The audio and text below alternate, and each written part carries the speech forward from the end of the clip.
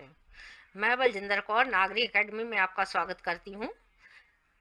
व्याकरण में आज हम क्रिया की परिभाषा, उसके भेद जो है उससे अवगत होंगे। तो अंग्रेजी में जिसे आप वर्ब कहते हैं, तो क्रिया की परिभाषा इस प्रकार से है।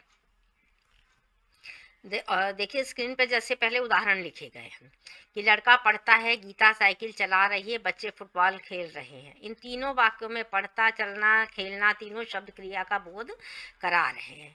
अगर इन्हें हम हटा देते हैं तो यह वाक्य अधूरे रह जाएंगे, इसलिए क्रिया के बिना वाक्य अधूरे होते हैं। यह सभी शब्द जो थे ये क्रिया थे।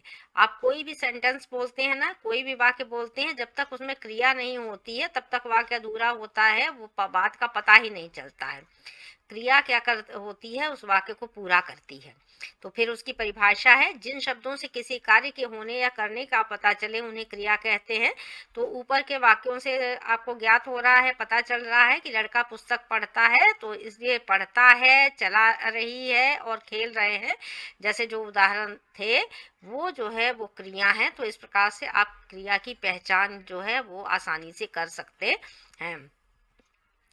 देखिए धातु किसे कहते हैं, आप देखते हैं पढ़ना, पढ़ो, पढ़ूंगा, पढ़ेगा, पढ़ रहा है। इन शब्दों में शब्द समान रूप से सभी में है। आप देख रहे हैं पढ़ से ही, पढ़ जो है धातु खा, जा, पी इत्यादि जो है उसी में हम जो है लिखते हैं, तो उसी को हम बनाते हैं। तो धातु का से ही हम शब्दों को बनाते हैं। धातु क्रिया का मूल रूप है। जैसे गा, सो, पढ़, लिख आदि जो है ये धातु है। इसी प्रकार जाना धातु की क्रिया, जा धातु में ना लगाया है, लगाने से प्रत्यय लगाते हैं आप। बिना प्रत्यय के आपकी क्रिया में वो शब्द बन ही नहीं पाएगा।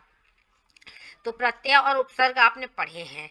प्रत्यय शब्दों के बाद में लगते हैं और उपसर्ग प्रत्यय के पहले लगते हैं। इसलिए ये आपको पता होना चाहिए कि अगर आपका जा है तो ना लगा तो जाना, और खा है तो खाना, पी है तो पीना इत्यादि इस तरीके से बने हैं शब्द।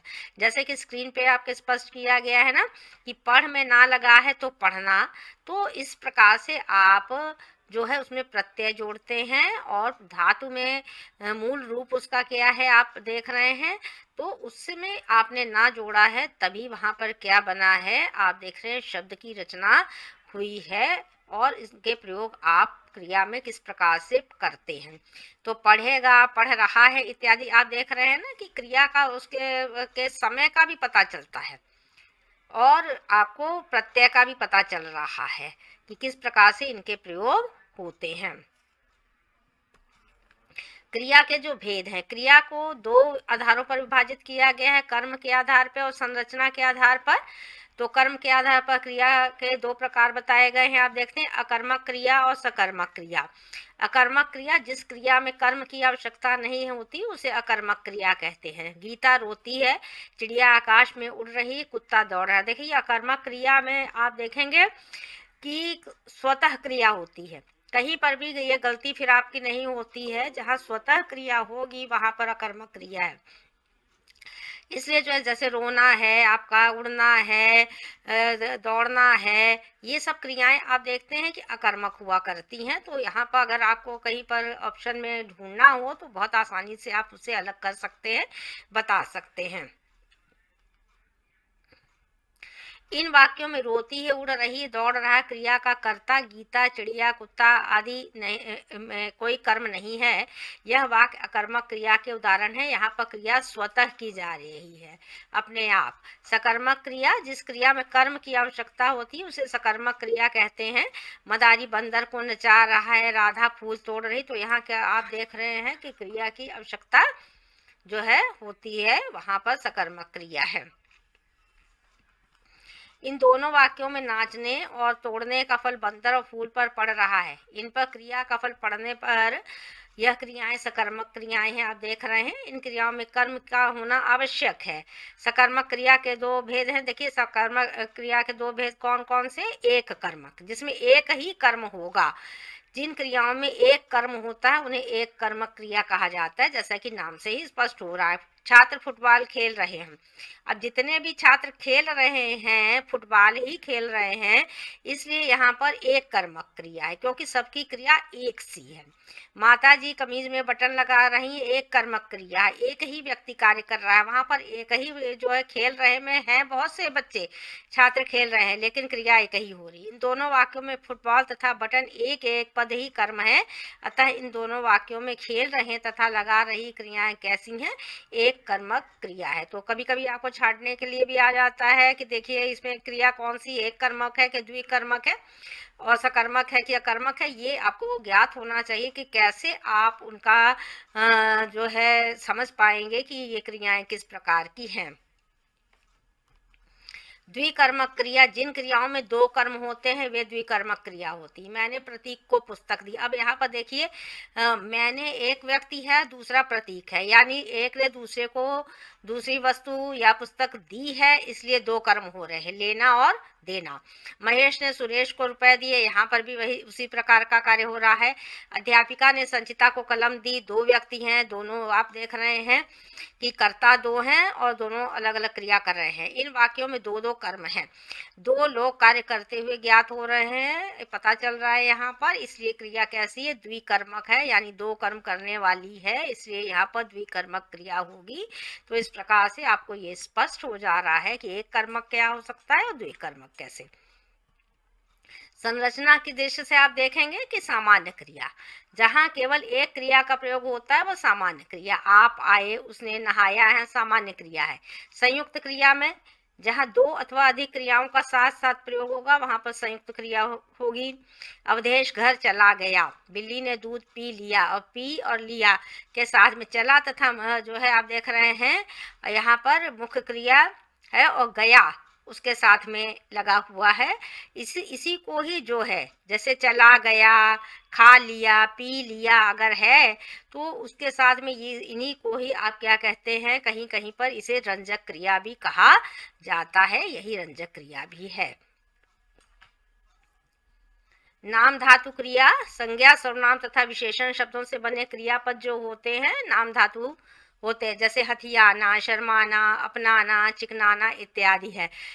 तो इस तरह के वाक्यों में भी प्रयोग किए जाते हैं। प्रेरणार्थक क्रिया जो है जिस क्रिया से पता चले कि कर्ता स्वयं कार्य को न करके अन्य किसी को उस कार्य को करने की क्या करता है, प्रेरणा देता है, तो उसे प्रेरणार्थक क्रिया कहते हैं।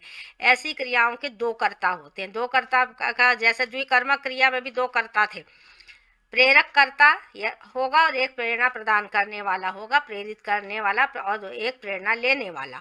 माता बच्चे को नौकरानी से दूध पिलवाती है, आप देख रहे हैं। अध्यापिका छात्रा से पत्र लिखवाती है, यानी कि प्रेरणा देकर के कार्य करवाया जा रहा है यहाँ पर, इसलिए ये क्रियाएं कैसी हैं, प्रेरणार्थक क्रियाएं होंगी। पूर्वकालिक क्रिया, किसी क्रिया से पूर्व यदि कोई दूसरी क्रिया प्रयुक्त हो तो वह पूर्वकालिक होगी। जैसे एक क्रिया समाप्त हुई और दूसरी शुरू हुई। बच्चा दूध पीकर सो गया, यानी दूध पिया और उसके बाद सो गया, तो वह पूर्वकालिक, एक पहले हुई है पूर्व में और दूसरी बाद में। मोहिनी खाना खाकर स्कूल गई, इनमें भी आप देख रहे हैं इन वाक्यों में पीकर खाकर पूर्वकालिक क्रियाएं हैं। यह जो है तो यहाँ गई गया क्रियाओं से पहले जो है आप देख रहे हैं हुई है, इसलिए यहाँ पर पूर्वकालिक क्रिया है। बहुविकल्पी जो है प्रश्नों का भी आप अभ्यास करेंगे जो इस प्रकार से है। गीतांजलि सो रही है वाक्य में कौन सी क्रिया है। अब आप देखेंगे कि सकर्मक अकर्मक और द्विकर्मक, तो दो तो है नहीं, अकर्मक भी नहीं, सकर्मक क्या में क्या होगा, अकर्मक है क्योंकि स्वतः क्रिया हो रही है। माँ नौकर से कपड़े धुलवाती है तो वाक्य में क्रिया को पहचानना आपको, तो क्योंकि प्रेरणा देकर के करवा रही थी इसलिए प्रेरणार्थक क्रिया होगा। तीसरा है घोड़ा हिनहिना रहा है। हिनहिना शब्द किसमें आता था, अभी आपने पढ़ा है, एक कर्मक नाम धातु संयुक्त क्रिया, तो नाम धातु है। उसने नहाकर भोजन किया में नहाकर शब्द कौन सी क्रिया होगा, तो पूर्वकालिक।